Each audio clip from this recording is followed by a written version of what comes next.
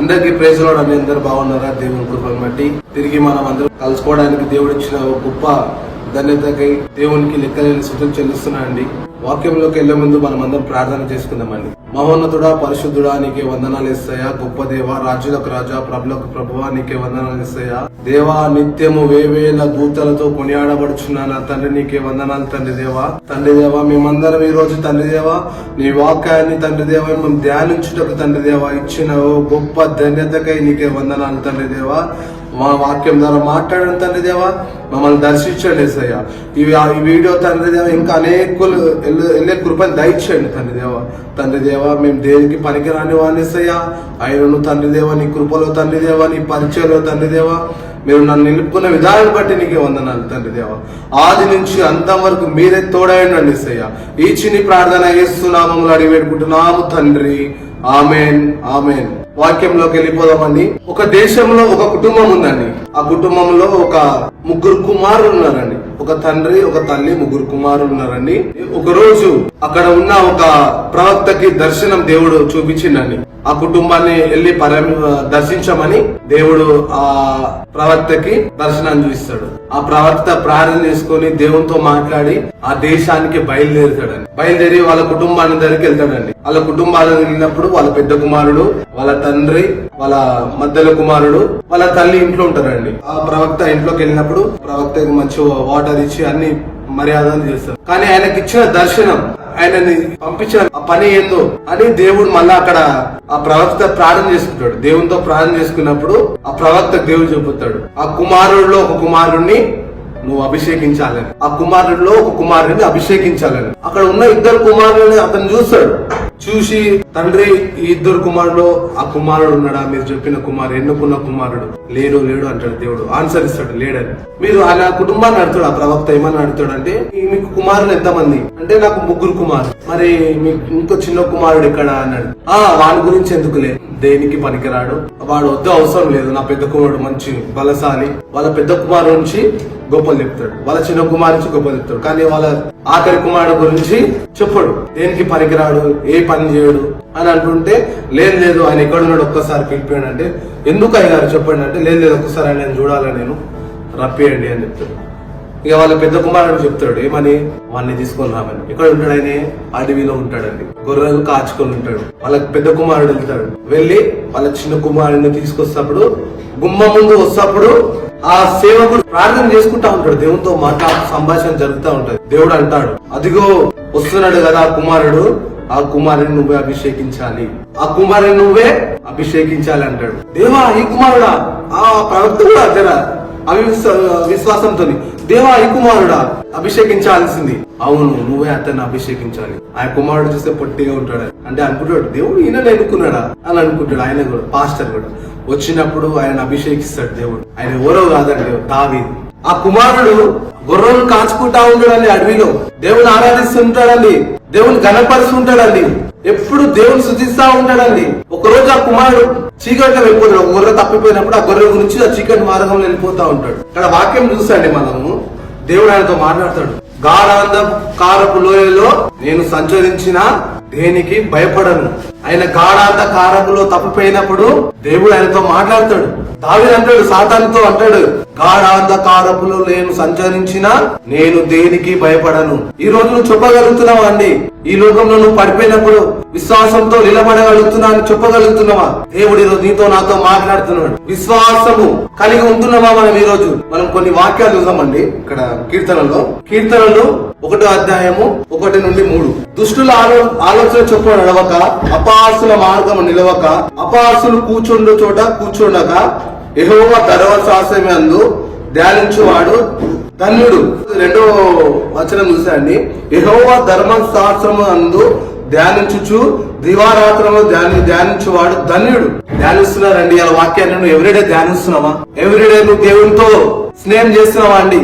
Everyday నువ్వు దేవునిలో ప్రార్థిస్తున్నావా అండి? మీరు మొదటి వచనం చూసండి, దుష్టుల ఆలోచన చొప్పున నడవక, అపహాసులు కూర్చున్న చోట కూర్చుండక. ఓ క్రైస్తవుడా, ఇది నీకే క్వశ్చన్. దుష్టుల ఆలోచన చొప్పున నడవక, పాపుల మార్గం నిలవక, అపహాసులు కూర్చున్న చోట కూర్చుండక ఉండగలుగుతున్నావా? నీ చుట్టూ ఎట్లున్నారండి? ఈ రోజు లోకం ఎట్లుంది? నీ స్నేహితులు ఎట్లున్నారు? నీ బంధువులు ఎట్లున్నారు? చూస్తున్నాం కదండి లోకం ఎట్లా ఉందో. మనం ఎట్లా ఉండగలుగుతున్నామండి? నువ్వు క్రైస్తవుడే కదా, చెప్పుకుంటున్నావు కదా క్రైస్తవుడు అని. మరి నువ్వు క్రైస్తవులాగా బతకగలుగుతున్నావా? క్రైస్తవులాగా ఉండగలుగుతున్నావా? లేదా దుష్టుల ఆలోచన చొప్పున నడుస్తున్నావా? పాపుల మార్గంలో నడుస్తున్నావా? పాపుల మార్గంలో నడిస్తే, దుష్టుల మార్గంలో నడిస్తే ఇదే అసలైన సమయము. మారు మనసు పొందుకో. సమయం లేదండి. దేవుడు నీతో మాతో మాట్లాడుతున్నాడు, అందరితో మాట్లాడుతున్నాడు అండి. సమయం లేదు మనకి. ఇంకా ఎన్ని రోజులు మనం పాపములో ఉంటామండి? ఇంకొక వాక్యం చూద్దామండి. 137 కీర్తన 9వ వచనం. నీ పిల్లలను పట్టుకొని వారిని బండకేసి కొట్టునట్లు వాడు ధన్యుడు. మీ పిల్లలని బండకేసి కొడుతున్నారా అండి? ఏ బండతో కొడుతున్నారు? పాలిష్ బండతోనా? లేదు, జోక్ అంటున్నానండి. మన పిల్లల్ని మనం ఎట్లా కొట్టాలా? వాక్యం అనే బండతో కొట్టాలి. ఈ రోజు మన వాక్యం అనే బండతో కొట్టగలుగుతున్నారా? వాళ్ళని గద్దించగలుగుతున్నారా? లోకంలో తప్పిపోయినప్పుడు వాక్యం అనే బండతో చెప్పగలుగుతున్నారా? కొట్టగలుగుతున్నారా? మనం చెప్పుకోవడానికి క్రైస్తవులే కదా, మనం బతకగలుగుతున్నాం. అట్లా దేవుడు అంటున్నాడు, నీ పిల్లలను పట్టుకొని వారిని బండకేసి కొట్టినట్టు వాడు ధన్యుడంట. ఈ రోజు సంఘంలో తప్పిపోయిన వారిని బండకేసి కొడుతున్నారా? లేకపోతే వాళ్ళని వస్తే రాని, ఉంటే ఉండని, చర్చికి వస్తున్నారు కదా, ఆ వాక్యం వింటారు కదా, వదిలే. వాళ్ళని ఎవరు సరి చేస్తారండి? సరి చేయాలి కదండి. వాక్యం అనే బండతో సరి చేయాలి కదా. ఈ రోజు సంఘ కాపరు ఎట్లా తెలుసా అండి? సరి చేయరు. నీ ఇష్టం. నువ్వు చర్చికి వస్తున్నావు కదా, చాలు. గుంపులో ఉంటున్నావు కదా, చాలు. నువ్వు ఇష్టం వచ్చినట్టు బతుకు, వారం అంతా ఇష్టం వచ్చినట్టు బతుకు, మళ్ళీ సండే రోజురా. కాదండి. గద్దించాలి. వాక్యంతో గద్దించాలి, సరి చేయాలి. దేవుడు మాట్లాడుతున్నాడు, నీతో నాతో మాట్లాడుతున్నాడు అని. ఇంకా ఎన్ని రోజులు మనం వాక్యానికి దూరంగా బతుకుతాం? ఇంకా ఎన్ని రోజులు మనము ప్రార్థనకు దూరంగా ఉంటాం? ఇంకా ఎన్ని రోజులు మనం సంఘానికి దూరంగా ఉంటాం? ఇంకా ఎన్ని రోజులు మనం పరిచయానికి దూరంగా ఉంటామండి? ఓ క్రైస్తవుడా, ఈ రోజు నీకు నాకు ఒక ప్రశ్న. దేవుడు అడుగుతున్నాడు, తప్పిపోతున్నావా? తప్పిపోయిన కుమారుని లాగా రా, దేవుని దగ్గరికి రా. దేవుడు మాట్లాడుతున్నాడు నీతో నాతో. మనం బండ మీద ఇల్లు కట్టుకోవాలండి, ఇసుక మీద కాదు. ఇల్లు కట్టుకోవాల్సింది ఇసుక మీద. ఇల్లు కడితే ఏమవుతుందండి? కూలిపోతుంది. అదే నువ్వు వాక్యం అనే బండ మీద నీ విశ్వాసాన్ని కట్టుకుందుగాక. ఆమేన్. లాస్ట్ ఒక వచనం చూద్దామండి మనము. కీర్తనలు 150. యెహోవాని స్తుతించుడి, ఆయన పరిశుద్ధ ఆలయమందు స్తుతించుడి. హల్లెలూయా. ఎంత మంచి వాక్యం అండి. దేవుడు మాతో ఎట్లా మాట్లాడుతున్నాడు? స్తుతించుడి, గణపరచుడి, యెహోవాని గణపరచుడి. ఈ రోజు నువ్వు గణపరుస్తున్నావా? దేవుని గణపరుస్తున్నావా? లేకపోతే నీ మెప్పుల గురించి నువ్వు గణపరుచుకుంటున్నావా? చర్చిలో వాయిద్యాలు వాయిస్తున్నావు, నువ్వు నీ గురించా దేవుని గురించా? కీబోర్డ్ వాయిస్తున్నావు, నీ గురించా దేవుని గురించా? తబలా వాయిస్తున్నావు, నీ గురించా దేవుని గురించా? నీ మెప్పు గురించా? ఈ రోజు నీ మెప్పు గురించి వాయిస్తున్నావు. కొంతకాలమే అండి ఆ మెప్పు. దేవుని గురించి వాయించు. ఆ రోజు దావీదు ఎలా వాయించడండి? ప్రతిది కూడా దేవుని గురించి వాయించుడు, దేవుని హెచ్చించిండు. ఈ రోజు నువ్వు సంఘంలో నువ్వు ఏ వాయిద్యం వాయిస్తున్నా, నువ్వు దేవుణ్ణి హెచ్చిస్తున్నావా? లేకపోతే నీ హెచ్చును కోరుకుంటున్నావా? దేవుడు నీతో నాతో మాట్లాడుతున్నాడండి. విశ్వాసం కూడా ఎట్లుండండి? ఆలయానికి వస్తున్నారు, దేవుని సృష్టిస్తున్నారు. మరి నువ్వు దేవుని సృష్టించగలుగుతున్నావా? లేకపోతే అందరు కళ్ళు మూసుకున్నారని దేవుని ఆరాధిస్తున్నారు. ఎవరు ఆరాధిస్తున్నారు? నాకెందుకని నువ్వు అట్లనే ఉన్నావా? దేవుడు నీతో నాతో మాట్లాడుతున్నాడండి. దేవుణ్ణి సన్నిధిలో దేవుని స్తుతించుదువు గాక, దేవుణ్ణి ఆరాధించుదు గాక. కానీ ఎంతో మంది చనిపోతున్నారు, చూస్తున్నారు కదండి. లోకంలో ఎన్నో యుద్ధాలు అవుతున్నాయి. మన భారతదేశంలో ఎన్నో అవుతున్నాయండి. గమనిస్తున్నారా? దేవుడు రాకుండా రాబోతుంది. మారు మనసు లేనోళ్ళు ఇంకా మారు మనసు తెచ్చుకోండి. మనం చూస్తున్నాం కదండి. ఆయనను మనల్ని సజీవ లెక్కలుగా దేవుడు మనల్ని ఉంచున్నాడు. ఎంతో మంది చనిపోతున్నారండి. మన జీవితం ఎలాంటిది? నీటి బుడగ లాంటిది. నీటి బుడగ ఎంత దూరం వెళ్తారండి? కొద్ది దూరం వెళ్ళి పలిగిపోతే, ఎప్పుడు ఏ క్షణం పలిగిపోతా తెలియదు. అది కూడా అంతే. మన ప్రాణం కూడా అంతే. మన ప్రాణం ఎప్పుడు చనిపోతామో తెలియదు, మనం ఎప్పుడు ఉంటామో తెలియదు. దేవుని అందు భయభక్తులు కలిగి జీవిస్తామండి. ఈ లోకం మనకు శాశ్వతం కాదు. నేను ఎప్పుడు ఇదే మాట చెప్తాను మనకి, అందరికి, మీకు, మనకి. ఈ లోకం మనకు శాశ్వతం కాదండి. పరలోకం మనకు శాశ్వతం. హల్లెలూయా.